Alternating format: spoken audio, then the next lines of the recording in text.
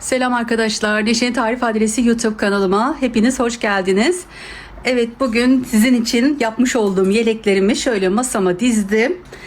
Bunları yapılışlarını isterseniz sayfamda hepsinin var arkadaşlar. Oynatma listesi örgü bölümünden de yapmış olduğum bu yelek modellerimi oraya bölüm bölüm koydum. Baştan sona kadar yapılışlarını paylaştım. Instagram sayfam var. Neşeli Örgüler. Neseli _örgüler 33 Instagram sayfamdan da yapmış olduğum bu modellerimi daha çok paylaşıyorum. Oradan da beni takip edebilirsiniz. Şöyle bir modellerimi sizinle daha yakından paylaşmak istiyorum arkadaşlar. Çünkü bazıları gidecek. Gitmeden de size şöyle bir yeleklerimi göstereyim. Bazılarında arkadaşlar kalırsa da yaptığım yeleklerim sıkıntı yok. 3 tane kızım var. Evet, ilk yapmış olduğum yeleğimden size başlayayım. Sayfamda arkadaşlar şu yeleğimi göstermiştim. Bu yeleğimden size su dalgası, su yolu yeleğimin nasıl yapıldığını anlatmıştım arkadaşlar. Şöyle yakından göstereyim. Evet, böyle inci rengi olarak hani geçiyor. Genellikle ben örgülerimde alize angora kullanıyorum arkadaşlar. Güzel oluyor. İnce ip bunlar. Kibar oluyor. Sizlere de tavsiye ederim. Böyle bir inci düğme de kullandım. Şöyle bir açayım.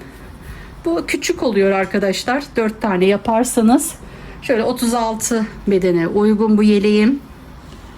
Şöyle şu kısımları sayıyorduk. 1, 2, 3, 4 tane, şöyle 3 tane de tepeciğimiz var. Bu arkadaşlar 36 bedene uygun bir yeleğim. Şöyle de inci düğmelerini koydum. İlk bu yeleğimi yapmıştım. Sonra ilk bu yeleğimi yapmıştım. Sonra bir sipariş aldım. Aynısından yaptım. Sonra arkadaşlar size de tarif olarak şu şekilde pudra rengiyle paylaştım. Bu da 42 bedene uyumludur diye düşünüyorum. Şu şekilde ayrıntılı olarak da sayfamda baştan sona yapılışını anlatmıştım. Şöyle 3 tane de inci düğme taktım. Evet, sağ tarafı sol tarafının şöyle baştan başladım arkadaşlar. Şu kısımların ölçüsünü de verdim. Şuradan kesimini, yaka kesimini, omuzları ve omuz birleştirmesinin nasıl olduğunu paylaştım arkadaşlar. Kenar tığlamasına kadar hepsine sayfamda ulaşabilirsiniz. Şöyle inci düğmeler de çok güzel oldu. Bu biraz diğerlerine göre daha çok uğraştıran bir yelek modeli. Neden? Çünkü daha sıkı gidiyor. Arkasından her araya batıyoruz. Sıkı iğne şeklinde. Arkası sadece o şekilde oluyor arkadaşlar. O yüzden birazcık zamanımızı alıyor. Eklemelerine kadar hepsine arkadaşlar ulaşabilirsiniz. İlk bu yeleğimin yapılışını size anlatmıştım. Evet, bu da güzel oldu. Şöyle katlayalım bunu da. Evet, sonra arkadaşlar ikinci yeleğim. Evet, bir de şöyle arkadaşlar motifli bir yelek paylaştım sizinle. Bunun da baştan sona yapılışını sizinle paylaştım. Bu birkaç şekilde yapılıyor ama ben size şöyle arkası. Evet, arkasını bu şekilde şişle örüyoruz. Şuradan başlıyoruz arkadaşlar, alt kısımdan yukarı doğru şişle örüyoruz arkadaşlar. Bakın, alt kısmında şu şekilde motiflerim var. Ayrıntılı bir şekilde de bunu da yapılışına sayfamda ulaşabilirsiniz. Kenar eklemesi. Zaten bu size anlattığım yeleğim arkadaşlar. Kenarlarını da bu şekilde yaptım. Şu şekilde arkadaşlar.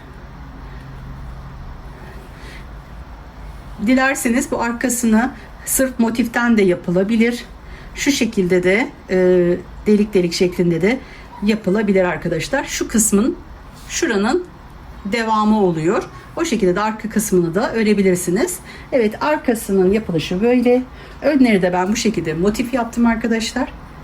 Evet, buraya ebruli ip kullanıyoruz. Yine alizenin ebruli ipi. Bu kısmı da yine alizenin. Arkası da taş rengi olarak arkadaşlar. Numarasını da vermiştim. Öyle hatırlıyorum. Sayfamda var arkadaşlar. Oradan ulaşabilirsiniz yapmak isterseniz. Evet. motiflerinin yapılışı, sıralanışı, birleştirmesi. Şurada küçük yarım bir motifimiz var. Bunun yapılımı, etrafını komple ön ve arkasının yapılışı sayfamda arkadaşlar. Evet, sonra arkadaşlar şöyle bunun birkaç tane mesela rengi de var. Şöyle düz olanını göstereyim. Bu da ilk yapmış olduğum yeleklerimden. Evet, gayet ince, kibar bir yelek. Bu da isterseniz her tarafında aynı renkte yapabilirsiniz. Bu da düz pudra rengi. Arkasını aynı şekilde ördüm. Sonradan ütülenen yelek arkadaşlar. Evet, şöyle fikir olsun diye size bunu da göstermek istedim. Arkada bakın. Şöyle biraz uzaklaştırayım. Evet. Bakın arkadaşlar, arka kısmı da bu şekilde, alt kısmı. İnce, kibar, tam bir çeyizlik yelek. Etek üstü daha uygun olur. İnce bir yelek çünkü. Evet. Dilerseniz bundan şu şekilde de yapabilirsiniz. Size fikir olsun arkadaşlar. Bir de şu şekilde yapmıştım. Bu motifli yelekte ilk yaptığım yelek. Çünkü elimde şöyle bir ipim vardı. Onu önce motiflerimi yaptım. Şu kısımlarında arkadaşlar aynı şekilde ekleme yaptım. Siyah olarak. Arkasına da şu şekilde koydum. Bu kısımda düz. Ve bu şekilde gayet güzel oldu. Size de fikir olsun. Bu renkler, desenler. Hepsi alize ile yapıyorum arkadaşlar. Bir de şöyle simli iple yaptım arkadaşlar. Bu biraz bir deneme yapmış oldum. Beyaz gömlekle şu an hiç çok belli olmuyor ama beyaz gömlekle çok güzel belli oluyor. Ya da şöyle şunun üzerine şöyle tutayım. Bakın şu şekilde oluyor arkadaşlar. Beyaz gömlekle daha çok motifler belli oluyor. Bunun ön ve arka komple bütün olarak yaptım. Yani buradan motiflerimi bu şekilde hepsini sıraladım. Koltuk altı. Bakın hiç bu kısımlarında dikiş yok. Bakayım şöyle, bayağı oldu bunda yapalı. Bunu dikişsiz diye hatırlıyorum. Evet, böyle güzel, hani bütün yapmıştım bunu. İsterseniz hani ayrı ayrı da yapabilirsiniz ya da bu şekilde bütün olarak da yapabilirsiniz. Yani tek olarak çok fazla göstermiyor, anlaşılmıyor ama şöyle açık renkli altına giydiğiniz zaman gayet güzel oluyor. Evet, bu şekilde de yapmayı, şu sarı olan ya da farklı ince simli ipler var. Şu kısımları farklı bir renkte uygulanmış, daha ince. Onlarla daha güzel olur. Bu da fikir olsun. Evet, bu da baştan sona yapılmıştır.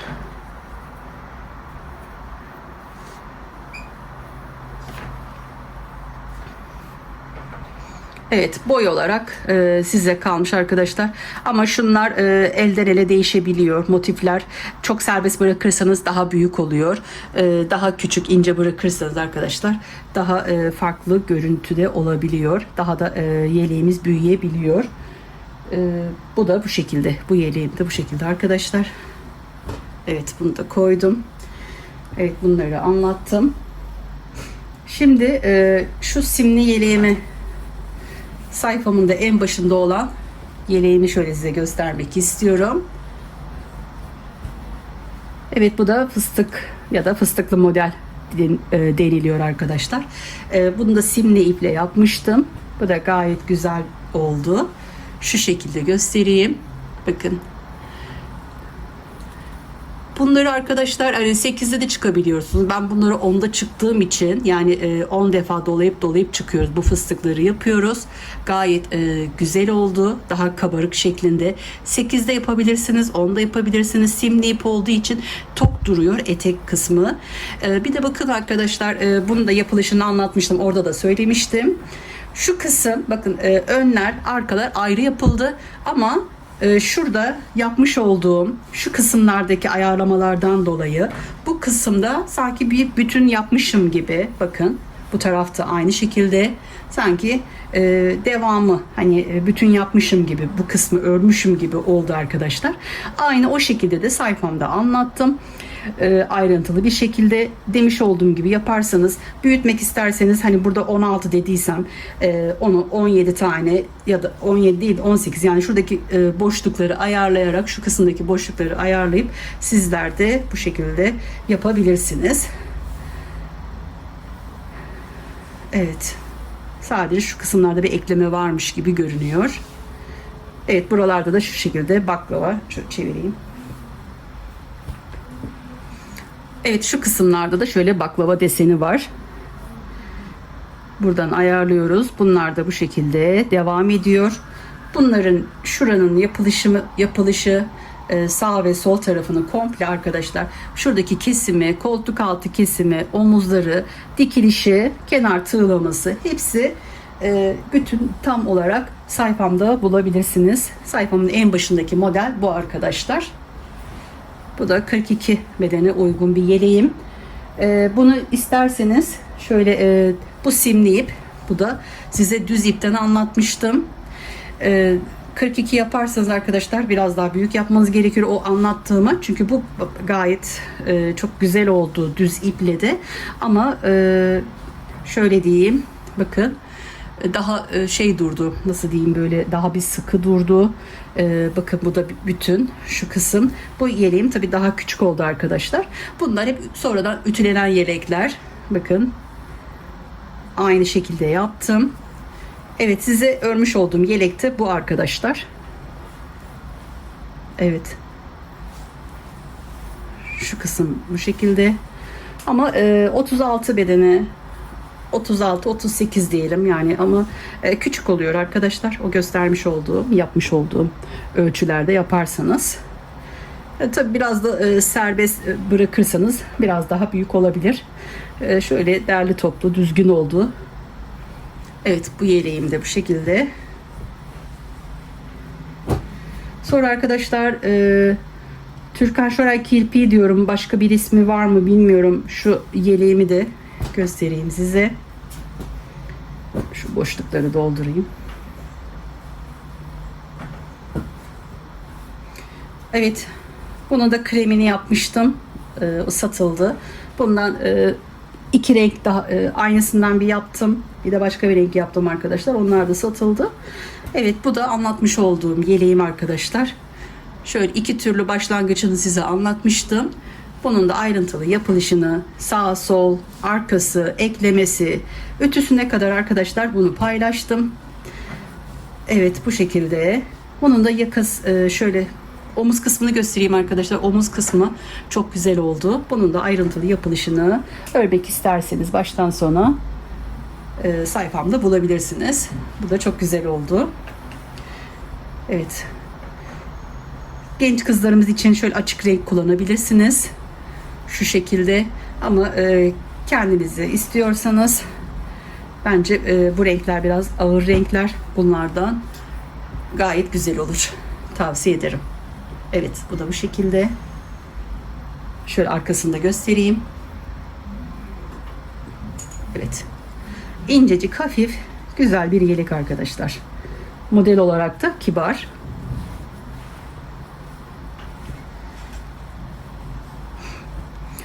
Evet, şöyle midye kabuğu yapmış olduğum yeleğim arkadaşlar. Onu da şöyle size göstereyim.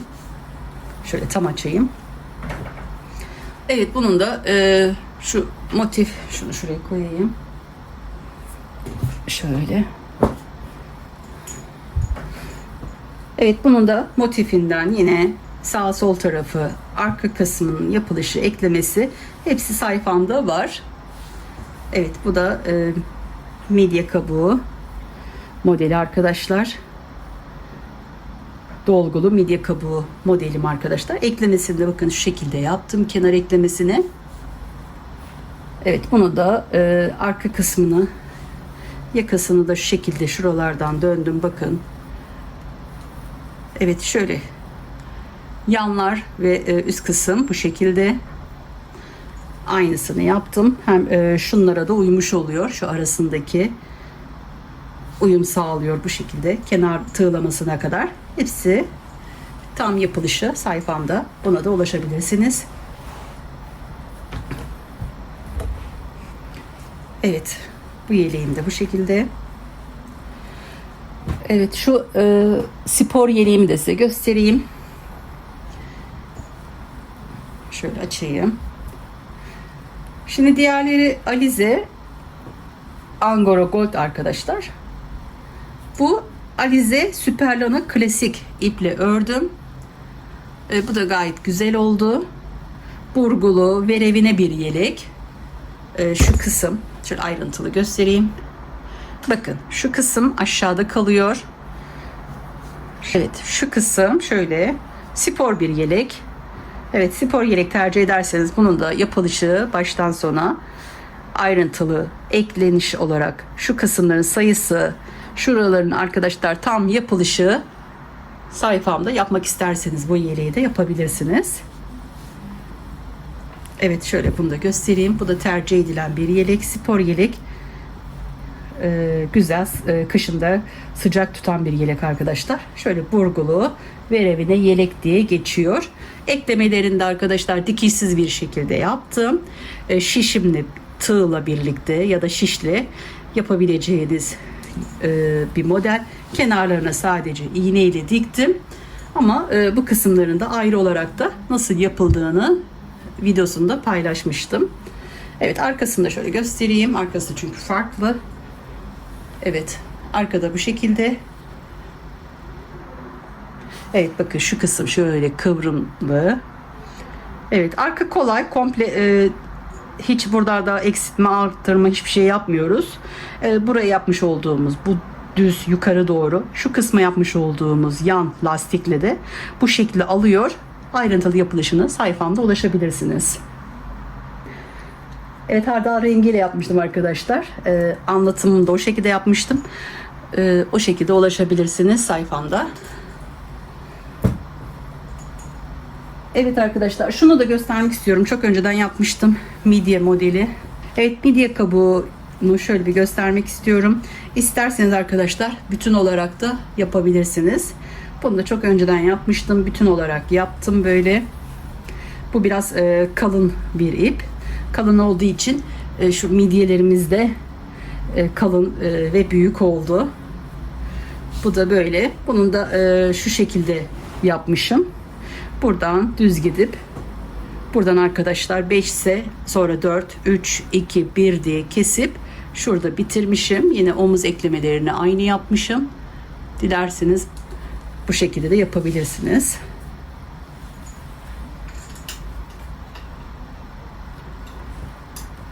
Evet, burada olmayan yine burada olmayan şöyle bir modelim var arkadaşlar. Bebek elbise, çocuk elbisesi. Evet, hediyelik olarak da bu şekilde bunun da yapılışı sayfamda ayrıntılı olarak daha serbest olarak tutun. Ben de biraz sıkı tutmuşum. Daha serbest bir şekilde örmenizi tavsiye ederim. Evet arkadaşlarım, bugün sizinle bu yeleklerimi, yapmış olduğum yeleklerimi paylaştım. Nasıl buldunuz? Kanalımın büyümesi için arkadaşlar bu yapmış olduğum yelek modellerimi sevdiklerinizle, akrabalarınızla paylaşabilirsiniz. Güzel yorum ve beğenilerinizle de kanalıma destek olabilirsiniz. Kanalıma ücretsiz bir şekilde abone olup bildirim zilini açarsanız yapmış olduğum paylaşımlar, her yapmış olduğum videoda arkadaşlar telefonunuza bildirim gelecektir. O şekilde sizler de bir an önce haberdar olabilirsiniz. Evet, beni izlediğiniz için hepinize çok teşekkür ediyorum. Evet, güzel tariflerimde görüşmek üzere. Kendinize ve sevdiklerinize iyi bakın. Allah'a emanet olun. Hoşça kalın.